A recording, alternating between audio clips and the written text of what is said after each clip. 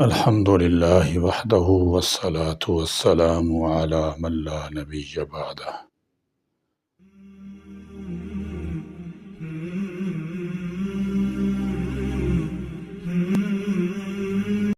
رمضان مبارک کا روزہ رمضان کا سب سے اہم عمل روزہ ہے۔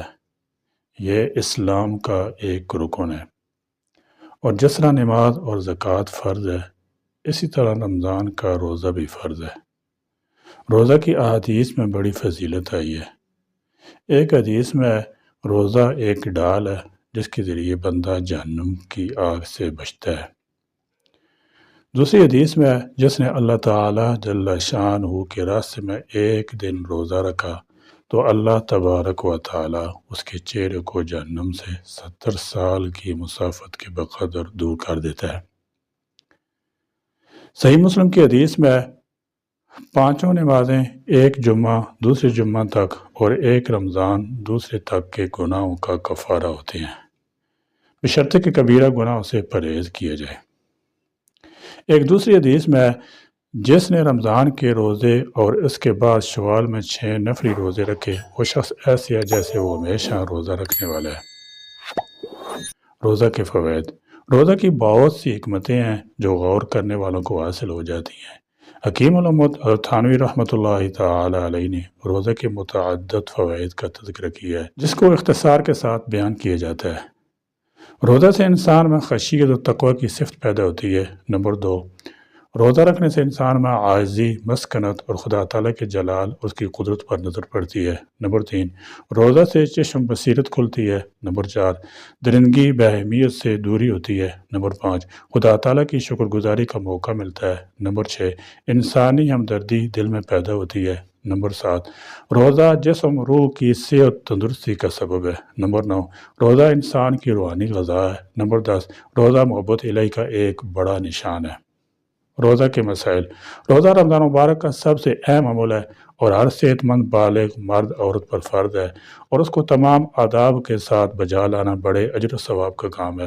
حدیث قدسی میں اللہ تعالیٰ جل شانہ فرماتے ہیں کہ روزہ میرے لیے ہے اور میں ہی اس کا بدلہ ہوں، یا میں خود براہ راست کا بدلہ دیتا ہوں۔ روزہ کے ترک پر بہت سی وعیدیں بھی آئی ہیں۔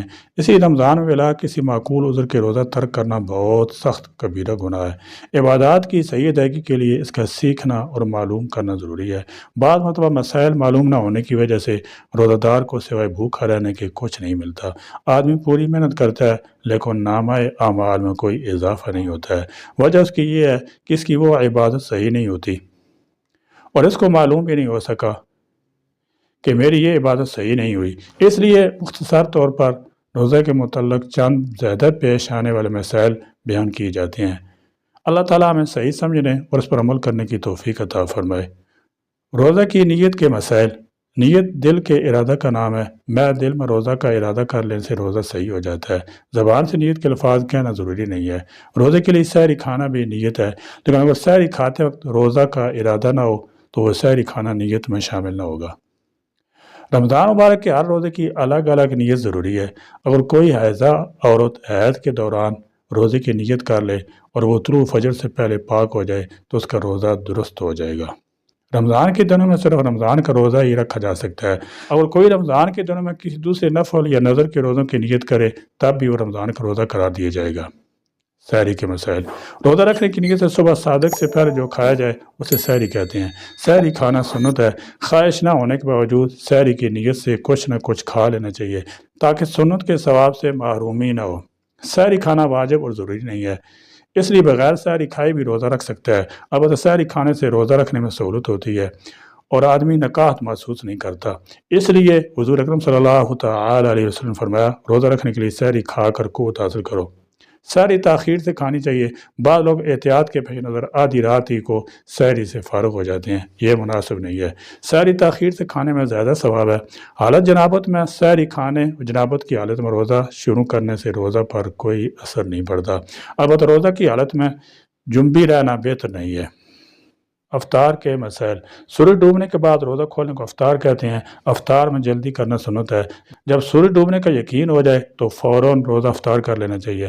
ہر جائز و حلال چیز سے افطار کر سکتے ہیں، البتہ چوارے یا کھجور سے افطار کرنا مستحب ہے۔ اگر یہ چیزیں میسر نہ ہوں تو پانی سے افطار کرنا مستحب ہے۔ نمک سے افطار کرنا سلف سے ثابت نہیں، اس کو سنت یا مستحب سمجھنا غلط ہے۔ افطار کے بعد کی دعا، اللہم لک صمت وعلی رزقک افطرت، اے اللہ میں نے آپ کے لیے روزہ رکھا اور آپ کے ہی رزق سے افطار کرتا ہوں۔ افطار کے بعد یہ دعا پڑھنی چاہیے، ذہب الظمأ وابتلت العروق وثبت الاجر انشاء اللہ۔ پیاس بجھ گئی، رگیں تار ہو گئیں اور خدا نے چاہا تو اجر ثابت ہو گیا۔ اور کسی کی آمدنی حرام ہو، یکسر مال حرام ہو اور وہ افطار کرائے تو اس کی افطاری سے افطار کرنا جائز نہیں۔ اگر غیر مسلم افطار کی دعوت کرے اور اس کا مال حرام نہ ہو تو اس کو قبول کرنے کی گنجائش ہے۔ روزہ کے مکروہات۔ روزہ کی حالت میں منجن یا ٹوتھ پیسٹ کرنا مکروہ ہے۔ روزہ کی حالت میں بلا عذر کسی چیز کا چکھنا مکروہ ہے۔ ہاں اگر کسی خاتون کا شوہر بد اخلاق ہو، سخت ہو اور کھانا خراب ہونے کی صورت میں مار پیٹ کرتا ہو تو ایسی حالت میں عورت کے لیے پکی ہوئی چیز چکھنا درست ہے، لیکن اگر کھانا حلق میں چلا گیا تو روزہ ٹوٹ جائے گا۔ روزے کی حالت میں فلم یا ٹی وی دیکھنا، لایعنی کام کرنا، کیرم بورڈ یا لوڈو وغیرہ کھیلنا مکروہ ہے۔ جھوٹ بولنا، غیبت کرنا، گندی اور بری باتیں کرنا، لڑائی جھگڑا، گالی گلوچ کرنا مکروہ ہے۔ منہ میں تھوک جمع کر کے نگلنا، روزہ کی حالت میں ٹھنڈک حاصل کرنے کے لیے بار بار غسل کرنا یا بار بار کلی کرنا یا کلی اور ناک میں پانی ڈالنے میں مبالغہ کرنا یا گیلا کپڑا لپیٹنا مکروہ ہے۔ کن چیزوں سے روزہ فاسد ہو جاتا ہے؟ اگر خود بخود قے ہو جائے تو اس سے روزہ نہیں ٹوٹتا، چاہے منہ بھر کر ہو یا اس سے کم ہو۔ البتہ اگر جان بوجھ کر قے کرے، جیسے منہ میں انگلی ڈال کر، اور وہ قے منہ بھر کر ہو تو روزہ ٹوٹ جاتا ہے۔ روزہ کی حالت میں جان بوجھ کر سگریٹ پینے سے روزہ ٹوٹ جاتا ہے اور قضاء و کفارہ دونوں لازم ہوتے ہیں۔ روزہ کی حالت میں اگر ہاتھ کے ذریعے منی خارج کرے تو اس سے روزہ ٹوٹ جاتا ہے۔ دوا یا پانی کے بھاپ کا بپھارہ لینے سے، اس طرح دمہ کے مریض کے لیے انہیلر لینے سے روزہ فاسد ہو جاتا ہے۔ اگر کوئی شخص پان یا گٹکا کھا کر سو جائے اور صبح صادق کے بعد جب آنکھ کھولے تو وہ پان یا گٹکا اس کے منہ میں ہو تو اس کا روزہ فاسد ہو گیا، اس کی قضاء لازم ہوگی۔ روزہ کی حالت میں ناک اور کان میں دوا ڈالنے سے روزہ ٹوٹ جاتا ہے اور آنکھ میں دوا ڈالنے سے روزہ نہیں ٹوٹتا۔